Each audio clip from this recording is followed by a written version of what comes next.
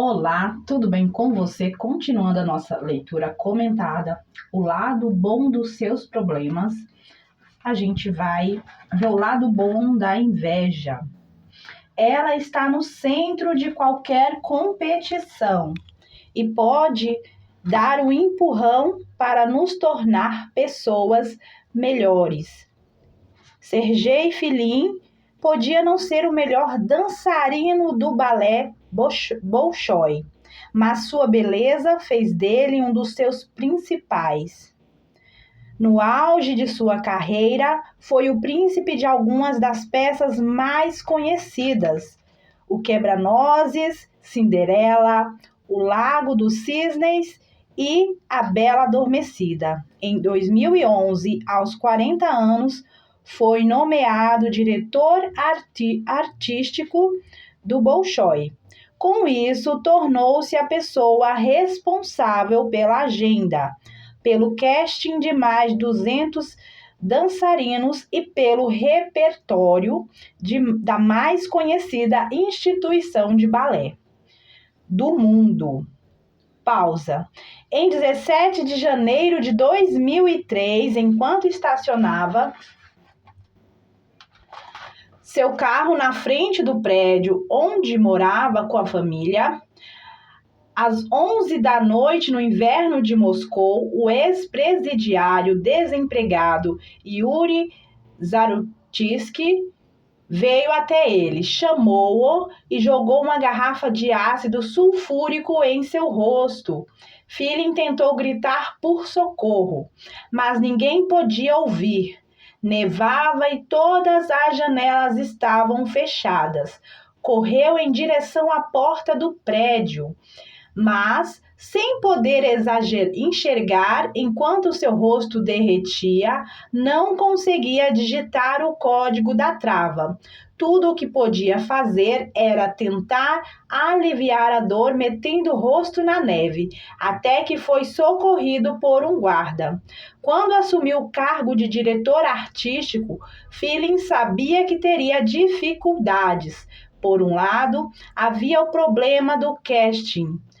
Em qualquer companhia de balé, há muitos dançarinos querendo destaque e poucos papéis importantes disponíveis.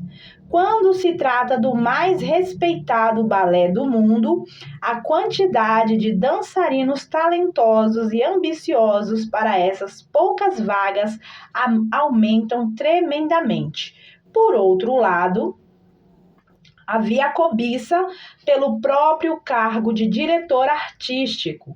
Outras pessoas experientes certamente acreditavam que mereciam estar no topo da hierarquia artística da casa.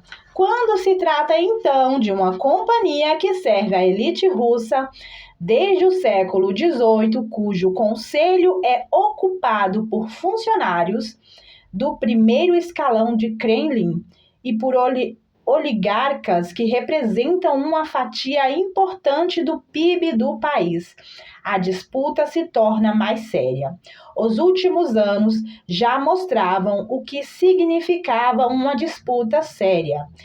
Em 2011, Gennadiani, então um benquisto e competente gerente do balé, estava para ser promovido quando um e-mail foi espalhado para críticos, teatros, agentes e dançarinos por todo o mundo.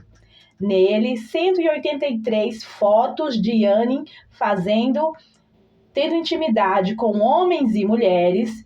O escândalo se alastrou e Yanin pediu demissão do Bolshoi. Agora era a vez de Filin. Desde dezembro de 2012, vinha recebendo ameaças por telefone. Na semana anterior ao ataque, rasgaram o pneu do seu carro, hackearam sua conta de e-mail, criaram uma página fake no Facebook para postar imagens constrangedoras. Na época, seu maior rival no Bolshoi era o narcisista Nikolai Tskarides, um bailarino georgiano de gestos exagerados, cabelos esvoaçantes e fala ácida. Os dois foram grandes dançarinos em seu tempo, mas esse tempo passou. Aos 29 anos, Tishishkaridze rompeu um ligamento e então viu sua carreira entrar em declínio. Continuou com um dos principais professores do Bolshoi e fez campanha contra os 5 diretores de arte que assumiram o controle da casa. Na vez de o bonitão Filin ocupar o cargo, Tishishkaridze dizia que o posto deveria ser seu. Tishishkaridze não estava sozinho contra Filin. Uma aluna protegida sua, Angelina Vorontsova, exigia o papel de protagonista no Lago do Cisne, o mais disputado papel de todo o repertório do balé. E o namorado dela, Pavel Dmitrichenko, brigava para ser o protagonista de La Bayadere. Meses depois do crime, Dmitrichenko admitiu ter planejado o ataque, contratou o capanga Yuri Zaruskit para dar uma coça no diretor artístico, mas nega ter dado a ideia de jogar ácido em seu rosto. Embora não haja acusação formal contra Tishishkaridze, o diretor-geral do Bolshoi, Anatoly Iksanov, deu entrevista acusando-o de ter criado a atmosfera venenosa que levou a esse ataque. Enquanto isso, Filin permaneceu na Alemanha, onde passou por dezenas de cirurgias nos olhos e na face. Seu rosto foi recuperado, mas sua visão acabou afetada, principalmente no olho direito. Esse é apenas um capítulo particularmente trágico da disputa dentro do mundo das intrigas do Bolshoi. Agulha espetada no figurino, caco de vidro na pontinha da sapatilha. Até um gato morto já foi jogado nas cortinas após uma apresentação da companhia. Mas o lado mais baixo das disputas de ego não se limita a grandes instituições artísticas. Ele está em todo tipo de competição, entre amigos, dentro de famílias, entre colegas de trabalho. Sempre que alguém se sentir inferior a outros numa hierarquia social, vai existir inveja. Ela é uma emoção universal. Vamos agora para exemplos mais comuns de inveja. Não é exatamente uma novidade que a beleza pode ajudar a subir no trabalho. Isso vale tanto para homens quanto para mulheres. No livro Beauty Pays, o economista Daniel Hammersmith, da Universidade do Texas, avalia que o americano, considerado de boa aparência, ganha de 10 a 15% a mais do que de aparência mediana, que trabalha na mesma função. Isso dá, em média, uma diferença de mais de $200 mil ao longo de toda a vida profissional. Um belo prêmio à beleza. Mas uma pesquisa feita pela Universidade Ben-Gurion de Israel descobriu que, em uma certa situação, a beleza traz desvantagem. Mulheres muito atraentes perdem chances de conseguir emprego se colocarem sua foto no currículo. Por quê? Inveja. Os pesquisadores Zeev Studner e Brandley Huffle distribuíram 5.312 currículos fictícios para 2.656 vagas reais de emprego espalhadas pela Europa e por Israel, ou seja, para cada vaga, 2 currículos quase idênticos.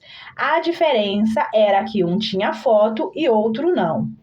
Entre os candidatos homens, os avaliados como bonitos receberam mais convites quando incluíram a foto no currículo. Já os avaliados como feios tiveram mais sucesso sem foto. Com mulheres aconteceu o contrário. A mulher atraente precisou enviar 11 currículos para conseguir uma entrevista, enquanto uma mulher igualmente qualificada, mais exuberante, precisou de apenas 7. A primeira hipótese foi a do mito da loira burra, a ideia lendária de que a inteligência é inversamente proporcional à beleza. Mas não foi esse o caso.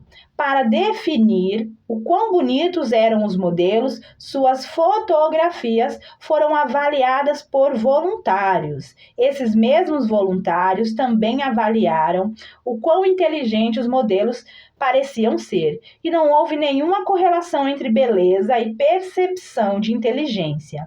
Então, os pesquisadores partiram para outra hipótese, a da inveja.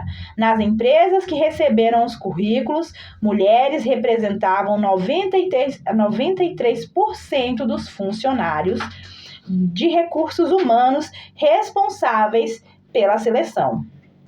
A percepção era de que as candidatas fictícias atraentes teriam incluído as fotos para se promover pela aparência. Tanto o caso do Bolshoi quanto deste estudo mostram a raiz da inveja, dar motivação para que uma pessoa tome uma atitude quando um rival vai melhor ou tem o potencial de ir melhor do que ela. É verdade que essas ações podem levar a decisões irracionais, imprudentes, insensatas, injustas e que também podem destruir amizades, desestabilizar o ambiente de trabalho e, acima de tudo, prejudicar a cooperação entre pessoas. É aparentemente uma bomba contra o altruísmo, mas pode ser essencial quando o que está em jogo é a sua sobrevivência ou reprodução. Para entender como é possível haver um lado bom nessa emoção tão destrutiva, vamos voltar aos nossos ancestrais da savana africana. A seleção natural é intrinsecamente competitiva. Genes são selecionados com base na capacidade de uns indivíduos sobreviverem e se reproduzirem com mais sucesso do que os outros. E para sobreviver e se reproduzir, é necessário ter mais sucesso do que rivais em alcançar certos recursos finitos. Vamos ao sexo. No caso da disputa por um parceiro romântico, há, digamos, menos pessoas com as características mais desejáveis do que indivíduos gostariam de se juntar a elas. Em outras palavras, pouco Malvino Salvador e pouca Isis Valverde para muito fã.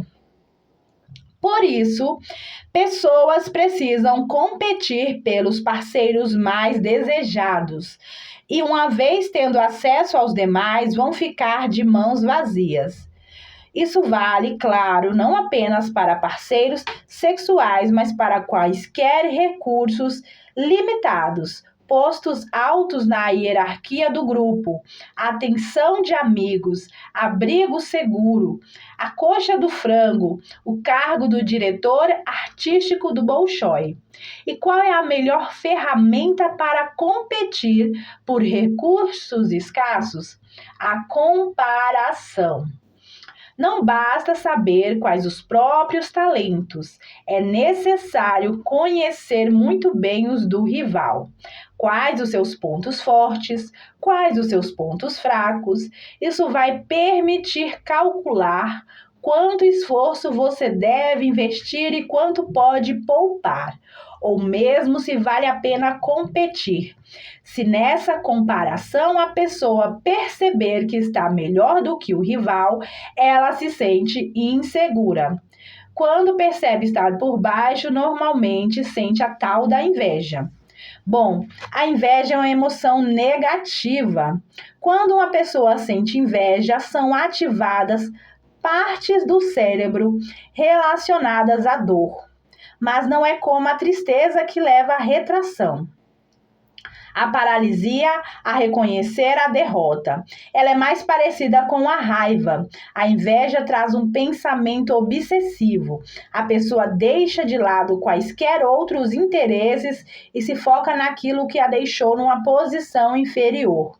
Sua memória fica mais disponível para armazenar informações relevantes nessa competição. Ao ficar com mais atenção disponível para o rival, o invejoso instintivamente aprende estratégias que dão vantagem ao outro ou possíveis falhas que podem ser usadas a seu favor. Além disso, surge uma motivação muito forte para agir. A comparação, do invejoso com o rival em melhor posição vai criar a sensação de que essa vantagem foi injusta.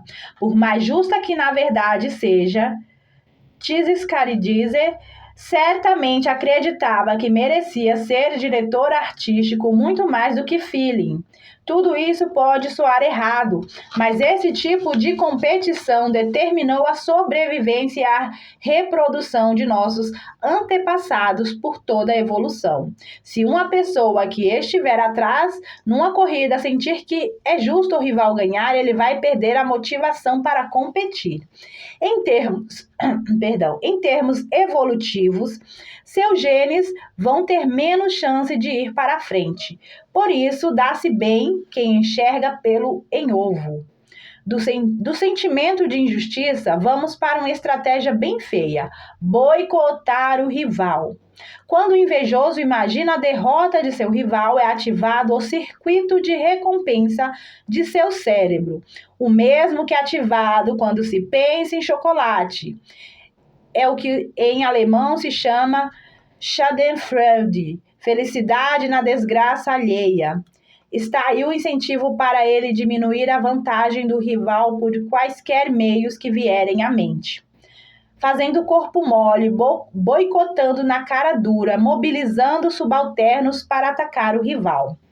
Mas há uma estratégia bem mais positiva do que o boicote. A pessoa com inveja vai também se esforçar para melhorar suas armas. Se for numa competição de balé, vai se dedicar a treinar mais. Se for numa dinâmica em grupo, para uma vaga de emprego, vai buscar mostrar suas melhores habilidades. Se for na competição por parceiros sexuais, vai se fazer mais atraente. Até se o vizinho instalar painéis fotovoltaicos em seu telhado, você terá motivação para agir. Parece besteira, mas uma pesquisa da Universidade de Yale e de New York descobriram que o americano é mais propenso a instalar placas solares em casa se tiver outras na sua rua.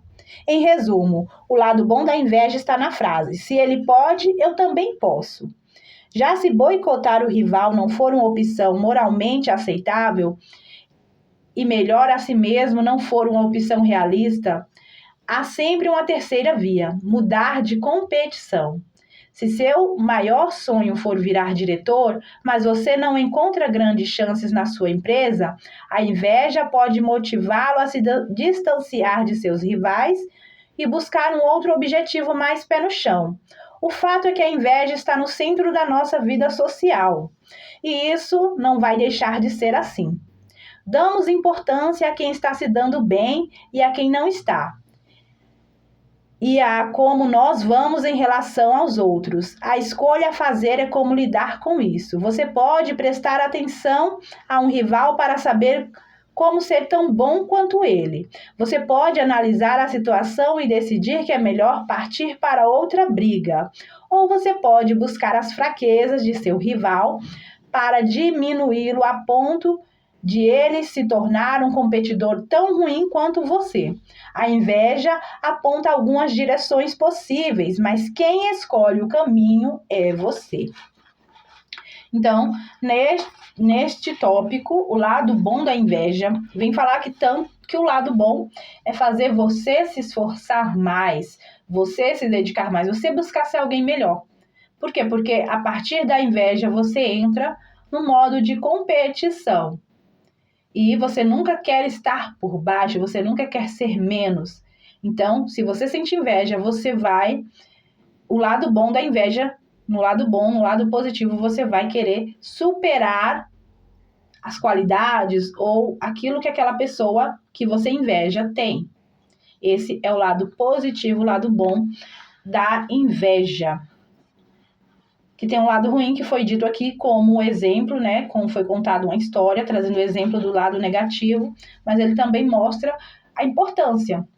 Porque tem gente que, como ele falou aqui no finalzinho, que só age quando ela vê que a outra pessoa conseguiu. Ah, se fulano pode, eu também posso. Olha, fulano instalou um teto solar na casa dele, então eu posso instalar na minha.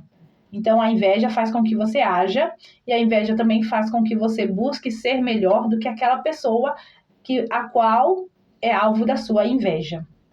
E aí, você gostou de saber o lado bom da inveja? Eu tinha sumido porque